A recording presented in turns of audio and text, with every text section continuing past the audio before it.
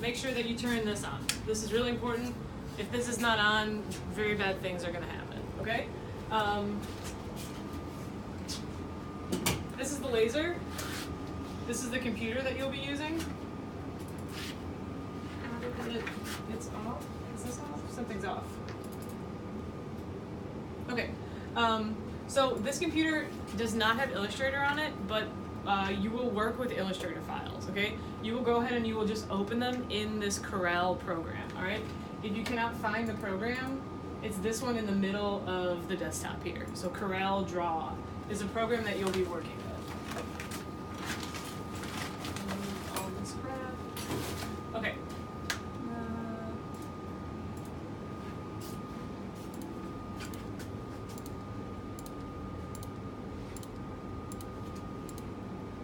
Wow. Okay. So the first thing that you want to do is you want to just do a new file, or just use one of the files that's open here, and you want to just draw a like a shape. Okay, here's your shapes tool right over here. Just draw a shape up in the right hand corner because we're going to use that to test our material. That's a really, really, really important step. All right. Anything that you cut on this machine, you have to tell it that it's going to be a hairline up here, and that it is either red or blue, okay? So red or blue will work, but it definitely has to be a hairline, and then in this format here, it has to have no fill. If it has a fill, it will etch, it won't cut, okay?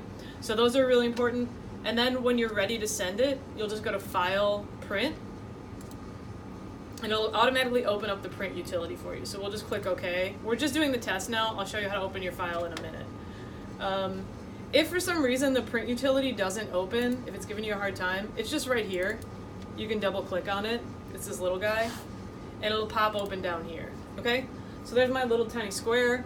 I'm gonna use this tool here to just move it up to the corner because there's no need for you to like put a hole in the middle of your material, right? Okay, once this is open, then you could turn the laser on. You turn the laser on with the on button. It turns on, okay? You can open it up, and then you'll select your material. Before you put your material in the machine, I'm just going to use this scrap material. Use these calipers. This is a caliper over here. You'll use the caliper. You'll turn it on and off here. You want to hit 0 when it's closed. And then, so just hit 0. And then you'll measure your material. So you'll open this up, close it down on the material, and it'll tell you how big it is. So this is about, we can say it's about like 2 millimeters is safe to say. You can just kind of round up or down. It's at like 192. We'll say it's 2 millimeters. It doesn't have to be perfect, but should be pretty close. So then what we'll do is we'll place the material in the machine. You always want to make sure that, so if you can see the laser, you need it to be like right in the corner, okay? If for some reason you see it, or this looks kind of like out of whack, it's because it is.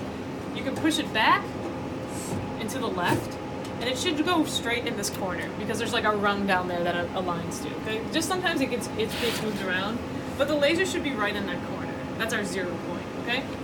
So we'll put our material in here, and then we need to focus it, okay? For any material that you have, this laser box here has to be the same.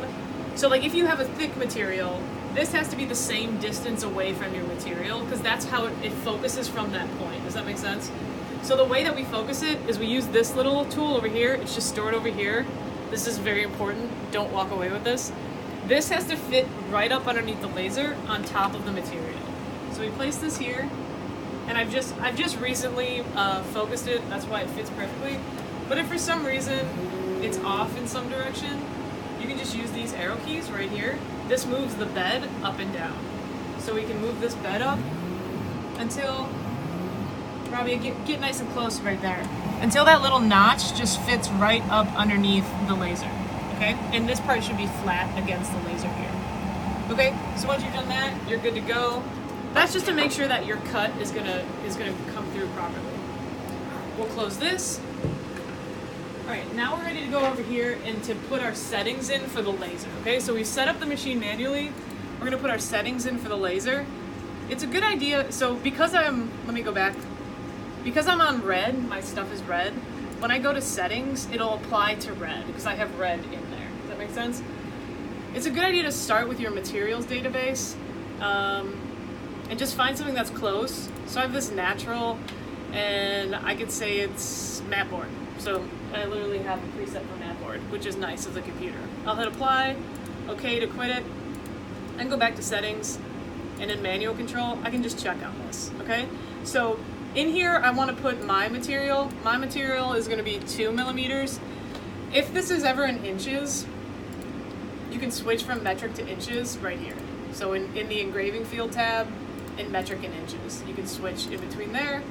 And then I know for a fact that I've tested this, so I know I can go a little faster here, and then I can kind of turn this down because it's really thin Mapboard. And this is such an important process because you don't want to just burn the shit out of your material.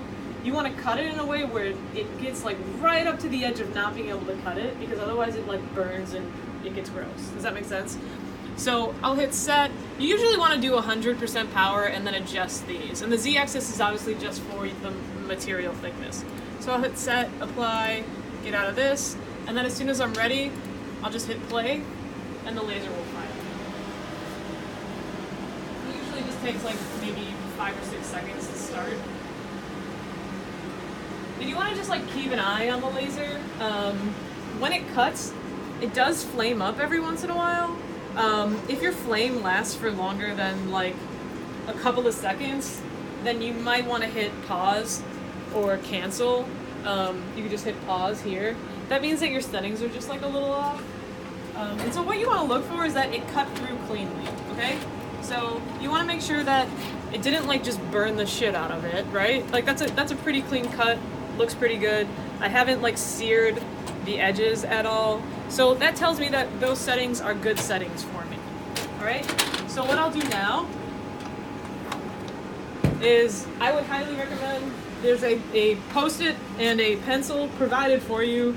I would highly recommend writing down these settings that we just set because they don't always stay when you bring in your artwork, okay? So write those down. Once you've tested, you'll go back to Corel, you'll find your artwork, make sure again that everything is hairline and either red or blue, and then make sure that it has 0 fill, okay? Again, we'll just go to File, Print. If you don't see your artwork here, it's probably because you have multiple pages.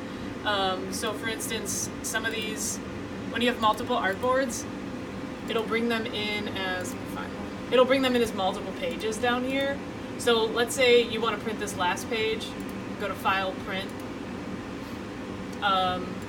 Sometimes if your artwork's exactly what you want isn't showing up, you can hit Current Page, and it'll make sure that current page. So just watch that, and then we'll just hit OK.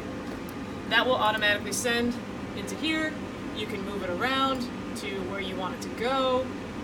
There's a ruler in there that you can kind of line up your artwork with. So if you have a hole over here, you probably want to put it over here, something like that. Again, we'll go in settings. I'll change my settings to what I had. So I had 2 millimeters, I had 200, I had 20, and I had 100, okay? Just hit set, okay, apply, hit play again, and then you're good to go. Thank you.